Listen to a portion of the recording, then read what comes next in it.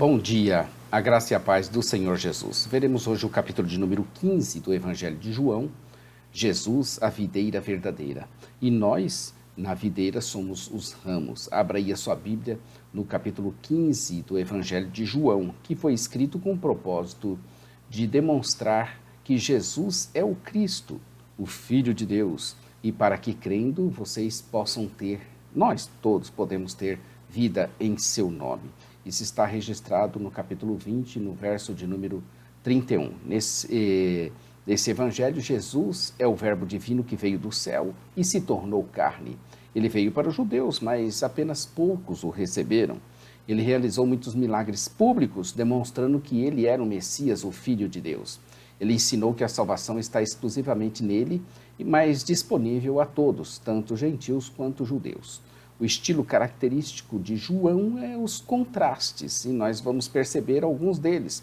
Luz e trevas, amor e ódio, de baixo e de cima, vida e morte, verdade e mentira.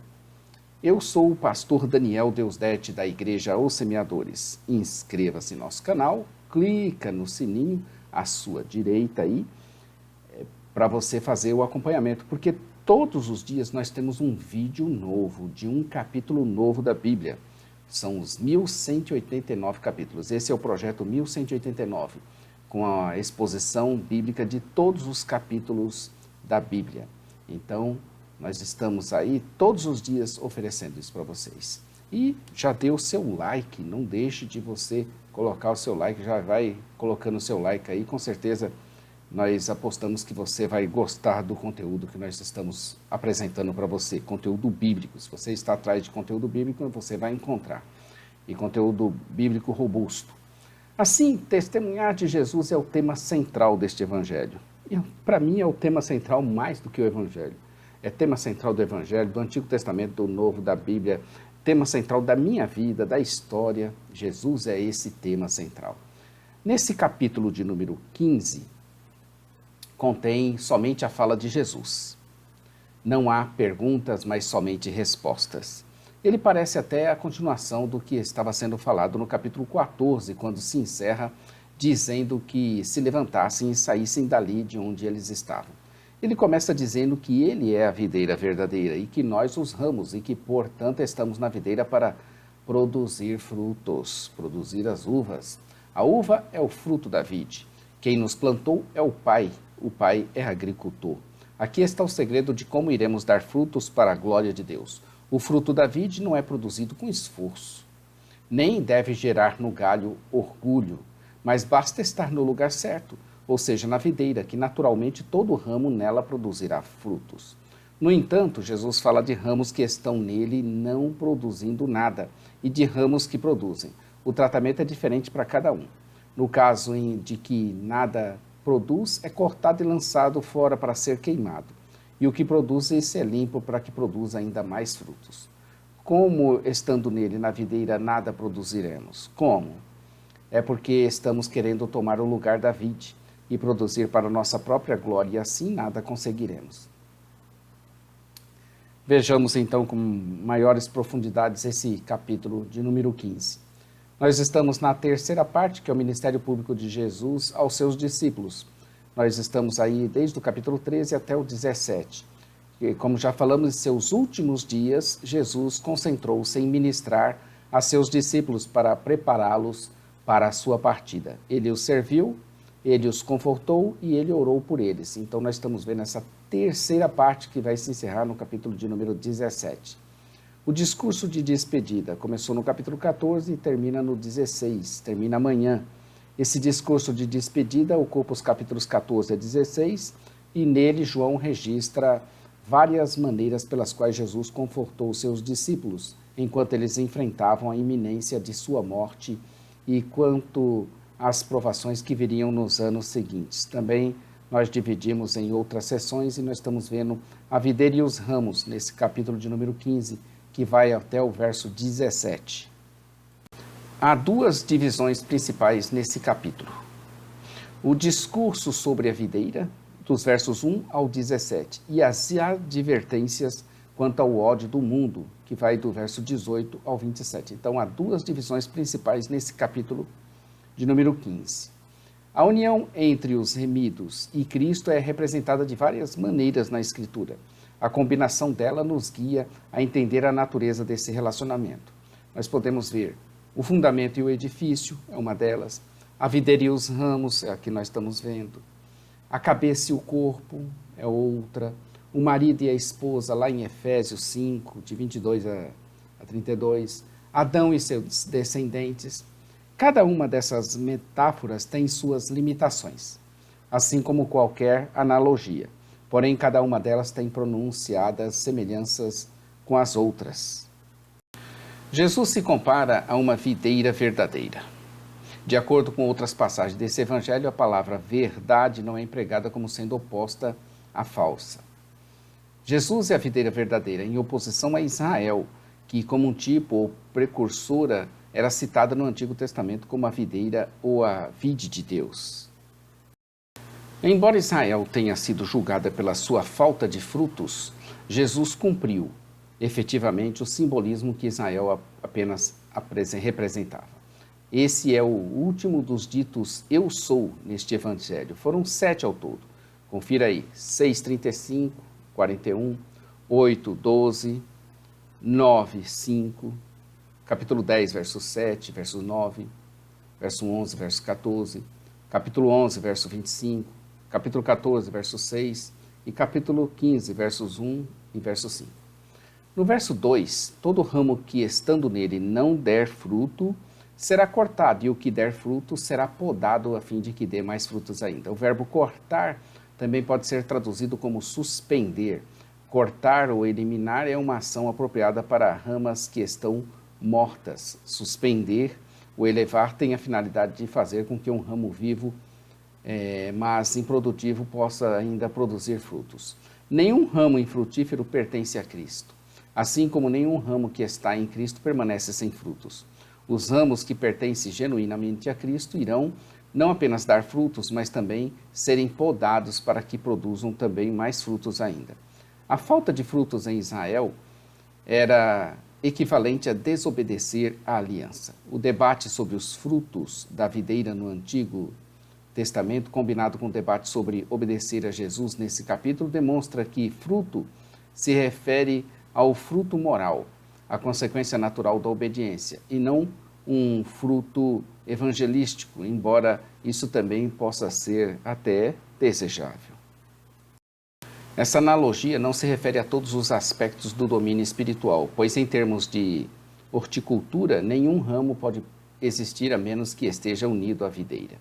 Se Cristo quis ensinar que os ramos mortos serão retirados da sua presença, então está se referindo àqueles que afirmam estarem unidos com ele, mas falham em provar a veracidade dessa confissão porque não produzem frutos da obediência. Jesus dizia a eles que eles já estavam limpos pelo simples fato de agora estarem ouvindo de Deus estar agindo em seus corações. Ele usa um jogo de palavras baseado na semelhança dos termos gregos para poda, catairo, e limpo, cátaros. A atividade de poda iria continuar, mas já havia começado na vida dos discípulos por meio do ministério de Jesus.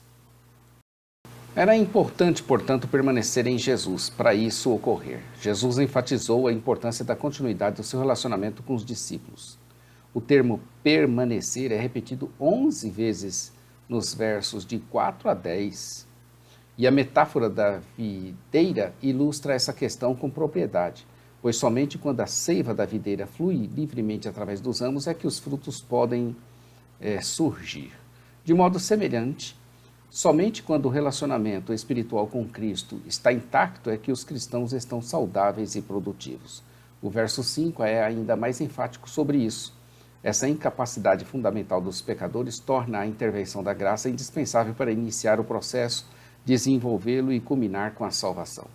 E ele esclarece que ele é a videira e que os discípulos são os ramos e que para produzirem os frutos deverão permanecer nele, pois sem ele nada eles podem fazer. No verso 6, ele diz que se alguém não permanecer nele, será como um ramo que é jogado fora.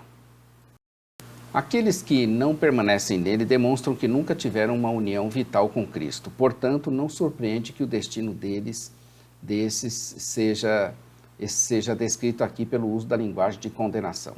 Nesse contexto, talvez Jesus estivesse se referindo especialmente a Judas Iscariotes. Jesus ainda promete a eles, verso 7, que se permanecessem nele, e também a palavra dele permanecesse neles, eles pediriam o que quisessem. Novamente, essa garantia se aplica principalmente aos 11 discípulos leais. A garantia da bênção é grande, que resultaria na glorificação de seu Pai. E assim eles se tornariam seus discípulos. A evidência da realidade da união com Cristo é a presença do fruto, isto é, uma vida marcada pela vitória sobre a tentação e pela presença do fruto do Espírito, Gálatas 5, 22. Essas obras, de modo algum, são o que nos tornam aceitáveis diante de Deus. Pelo contrário, elas são o resultado inevitável da nossa união vital com Jesus. O fruto não produz a nossa salvação. Pelo contrário, é o resultado dela. Uma consequência tão ligada à salvação que a ausência do fruto é um bom motivo para questionarmos se uma pessoa realmente está salva. No verso 9, a ênfase está na palavra amor, que é usada 8 vezes nos versos de 9 a 13.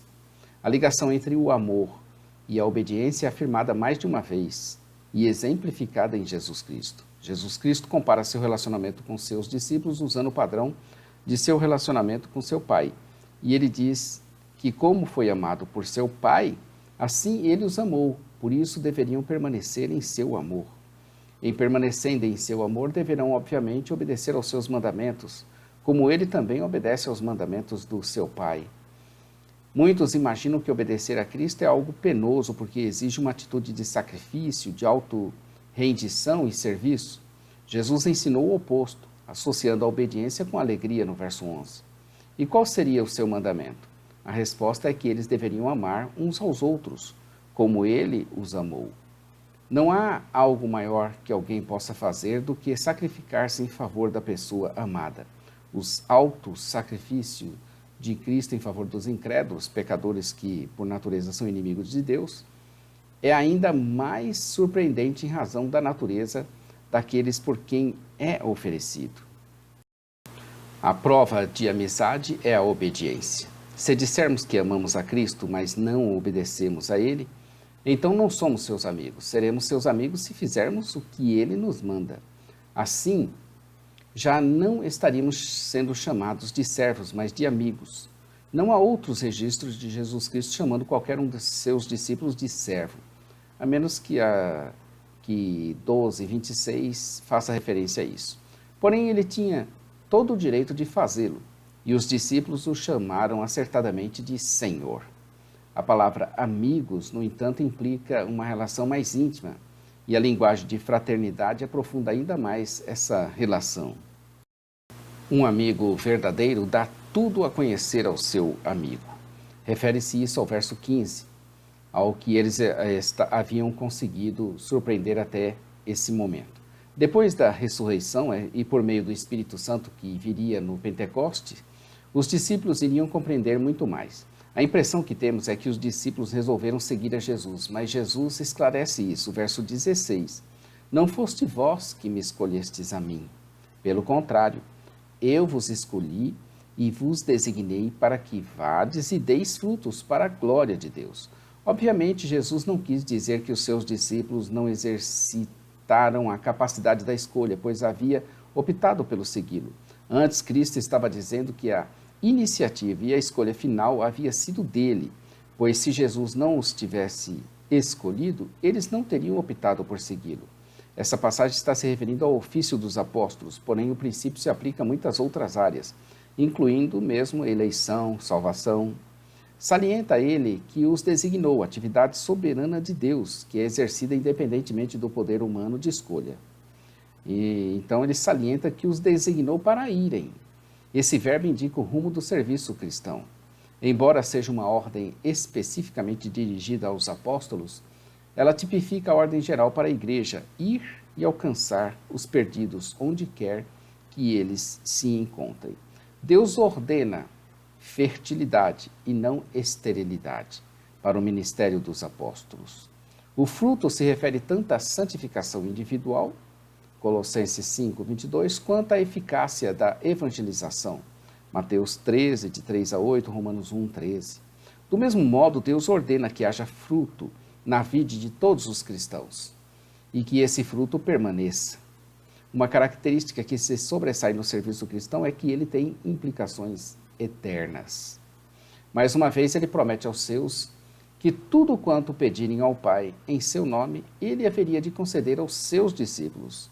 Outra garantia de que as orações dos apóstolos seriam, então, eficazes. Por isso que repete pela terceira vez que deveriam amar uns aos outros, como ele os amou.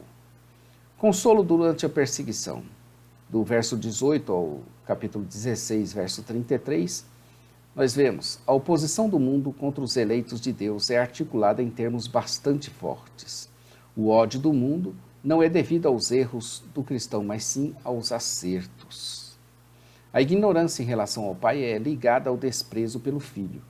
Odiar o Filho implica também odiar o Pai. Por isso que o mundo os haveria de odiar, pois odiaram tanto ao Pai quanto ao Filho. O verso 21 diz que eles trataram assim os discípulos por causa do nome de Jesus, pois não conhecem aquele que enviou Jesus, o Pai. Eles não teriam pecado se Cristo não tivesse vindo, mas agora que veio, a rejeição a ele é uma loucura, uma insanidade. Pecado não teriam. Aqui o termo pecado refere-se particularmente ao pecado de odiar Jesus e aqueles que lhe pertencem, e não uma referência ao pecado num sentido geral. Quem odeia Jesus, odeia igualmente aquele que o enviou, o Pai.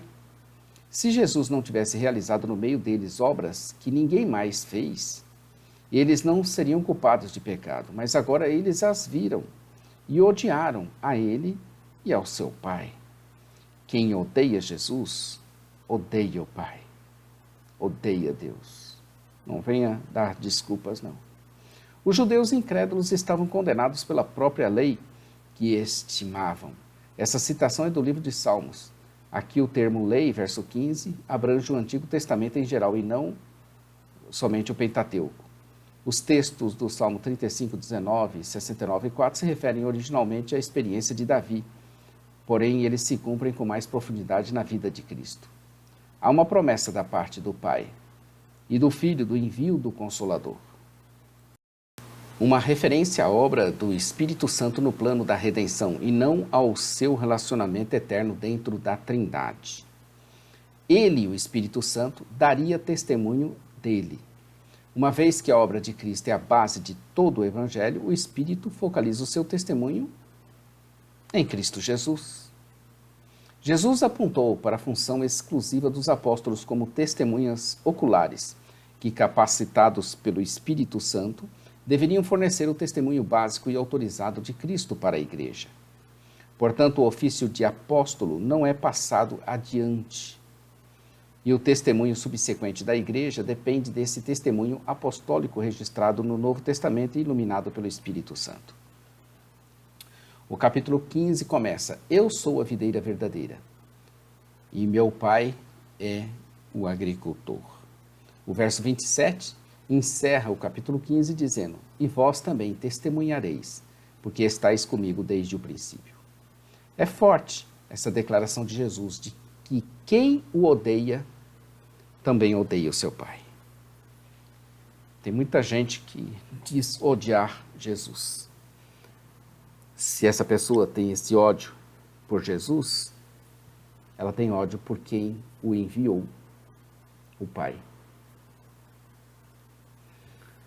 Não dá para seguirmos a Jesus como seguindo apenas seu exemplo e lições e palavras e desprezarmos todo o discurso que ele sustenta. Quem não adora a Jesus como Deus, odeia igualmente o Deus que diz amar. É simples assim.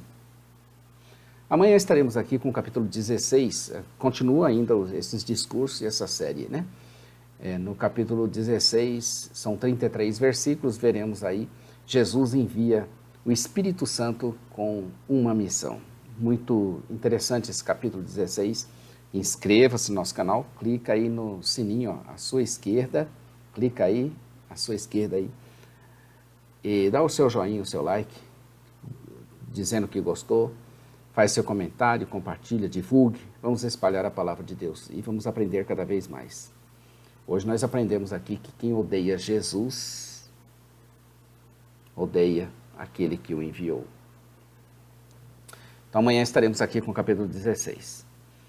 A parte escrita aí você vai achar em www.jamaisdesista.com.br.